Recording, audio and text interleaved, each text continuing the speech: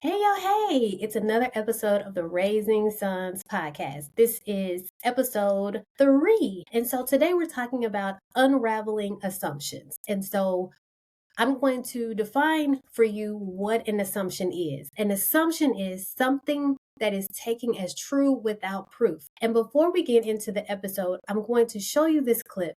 So I met and talked with different young men that are students at Texas Southern University and got their input on a variety of different topics. So I want you to hear what he has to say, and then we're going to come back and dive into the episode. I can depend on those ideologies that I learned growing up. I kind of have to find different ones to kind of grow as a person, because if we're not growing, we're decaying. Right. Okay. Yeah. Awesome. And so where did you get those messages from? Was it just family? It was family, but it's also just the world at the point. Like, I was born in 2003, so around maybe 2010, the 2010s is when I was like thriving as a young adult. Well, not a young adult, but as a teenager. Okay, so on this episode, we're talking about unraveling assumptions. And, we enter into this parenting thing not knowing anything. We don't know what we're doing. Parenting doesn't come with a manual. We are learning this whole parenting journey on the fly as we go, as we learn our kids. And as we learn our kids, we learn more about ourselves. And so one of the questions that I want to ask you is, what trauma and or family experiences did you bring into your parenting journey? And so maybe you haven't thought about it. And so if you haven't, I want you to take a minute or two just to think about what trauma or childhood experiences have you brought into your parenting journey. So I had a mom. I was doing a behavioral consultation at a campus, and I called the mom in to find out, kind of what was going on at home. And when I sat down to talk to her, she told me that her son, who was having behavior problems, reminded her of his dad. She was like, he looked like him, he acted like him, but all of her experiences with the dad were negative. And so when she did anything with her son, it was always negative. I mean, she used curse words that I had never even heard of. I don't even think they were in the dictionary. I was like, wow. And her son was 4. So can you imagine what must have been going through his mind? And I'm sure he didn't know the definitions of it, but by the mere fact of the way that she was using them, I'm sure he knew that they weren't good. And so hence while we were having this conversation, and he was experiencing all these behavior issues. So his mere existence was a trigger for her. And I think that is true for a lot of parents. Maybe not, let me back up. Maybe not their mere existence, but something that they do or something that they say may be triggering for something that happened in their past, in their childhood, or it may be some traumatic trigger that, that thing that their son is doing may be triggering for them. It could be the fact having a male child could be triggering as well. So, Unraveling Assumptions is chapter 1 in my book, Strong Men Start Here. And so, I want to talk about this because it's so important that we recognize how our trauma and or childhood experiences impact how we parent our sons. And I've heard a plethora of different things from different moms. I had a mom tell me one time that she does not allow her 10-year-old to be left with his younger sister. I think the younger sister was like 6.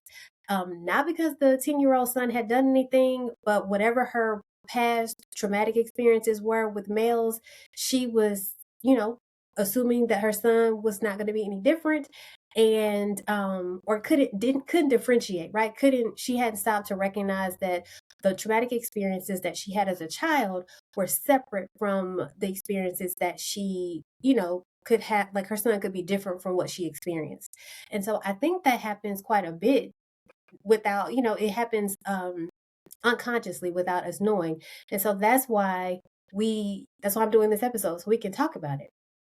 And so I'm going to share with you something that happened with me. So growing up, my dad, and still to this day, is not very emotive. He does not show his emotions.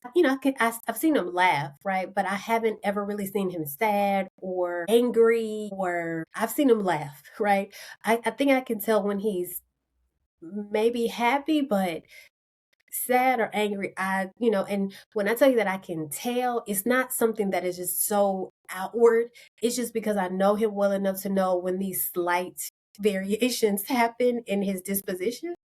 And so I grew up thinking that males didn't have emotions. I know that sounds crazy, but not only because of my dad, but even with my uncle. So my dad, it's him and he has three brothers.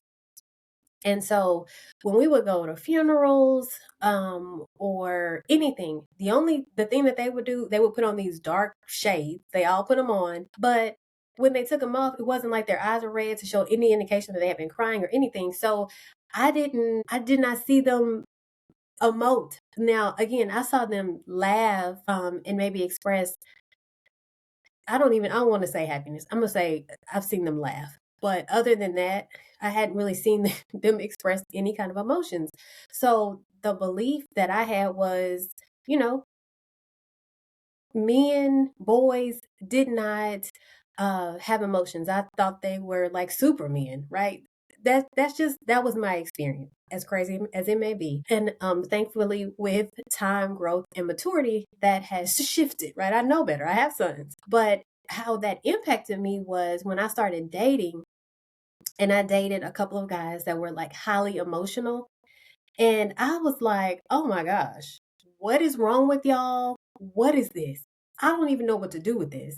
So, needless to say, those dating experiences with those guys did not work out because it was so unfamiliar to me. I was just like, "What is this?" Like, I had no frame of reference for young men expressing emotions. So it was something I wasn't comfortable with, and it wasn't something that I knew how to manage or handle. And so that happens to us as parents raising sons if we don't recognize the fact that we've had traumatic experiences and we're now projecting those things onto our sons.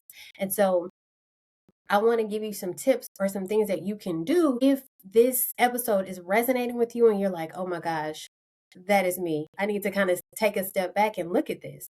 So, the first thing I want you to do is to acknowledge that there is a connection and it's a problem, right? Because we can't change what we don't acknowledge. And so, if we have these things that are triggering us, but we're not acknowledging that this is impacting our parenting and or how we're treating our son, then there will, change won't happen. So we have to first recognize within ourselves, acknowledge that it's a problem, and there's a connection to our trauma and our childhood experiences and how we are parenting our sons.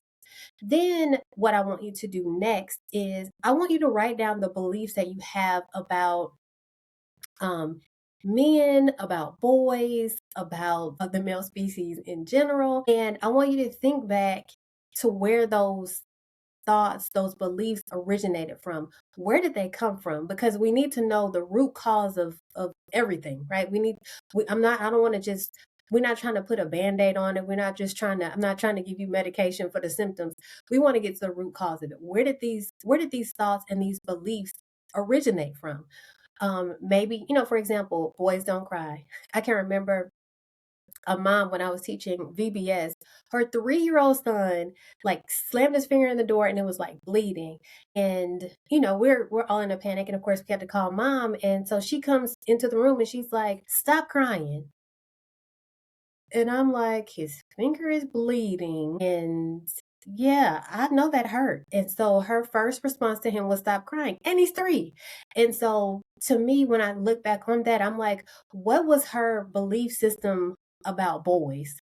Because for that to be her initial response when she saw his finger and she saw it was bleeding and he's 3 and he's crying, but for her to say, "Stop crying," what was what was in her background, what was in her childhood, or what traumatic things has she experienced to have that be her first response. So again, we want to acknowledge that there's a problem and that there's a connection in how we're parenting our sons.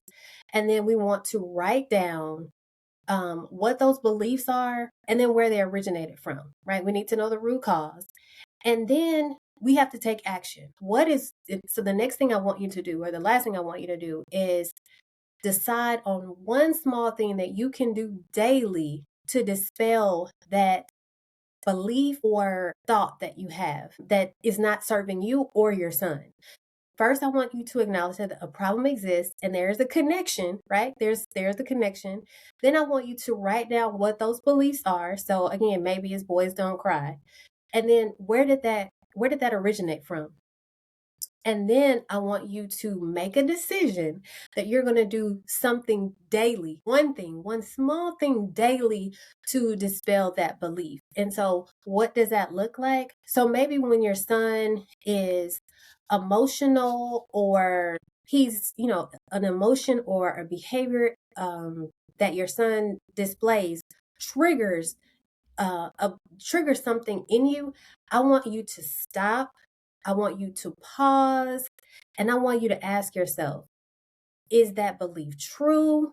Or is it something that I was taught? Where did it come from? Maybe it came from something that you saw, because maybe your experience was you didn't have any experience with males. So whatever beliefs that you have came from, those in your community, those in your family, those in the world at large. And so that's important to know too. And so where did it come from? Those are the three things that I want you to do. I want you to acknowledge, we can't change what we don't acknowledge. So I want you to acknowledge that there's a problem and there's a connection. Then I want you to write down what those beliefs are. Not all beliefs, but what beliefs that you hold that are triggering for you or that come in and how you parent your son, and it's not not in a good way. And then lastly, I want you to decide, I want you to commit to doing one small thing daily to dispel that belief. And so those are the three things that I want you to do. I want you to share with me in the comments, one, if this episode has helped you or resonated with you, and two, what your thing is that you're going to do. What small thing are you going to do daily to dispel that belief? What is that one thing that you're going to do daily, that you're committed to doing daily to change that belief? And then lastly, maybe you're like, you know what? I need a little bit more. And you're like, So if today's episode brought up something that you've been carrying, or you're realizing that some of your beliefs or past experiences may be shaping the way you parent, you don't have to navigate that alone. In my parent roadmap sessions, we take a compassionate and personalized look at what you're facing and create a plan that's supportive to both you and your son. And so if you're ready for clarity, healing, and practical next steps, you can book a session.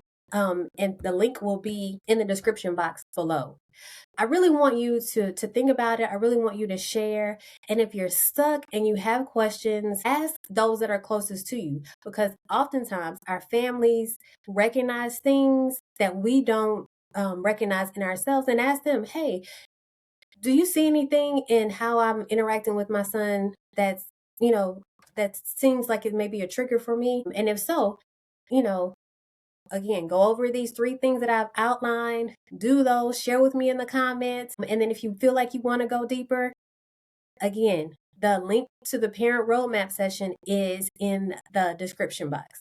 By the way, also in the comments, let me know, doing this video podcast portion is a whole beast. And so it is something that I am getting used to. It is something that I am trying to stick with and be consistent with, because this is something that I believe that I need to be doing. But this is some work, and it's hard in a different way. And so if you have any words of encouragement, please share them with me in the comments. Okay, until next time.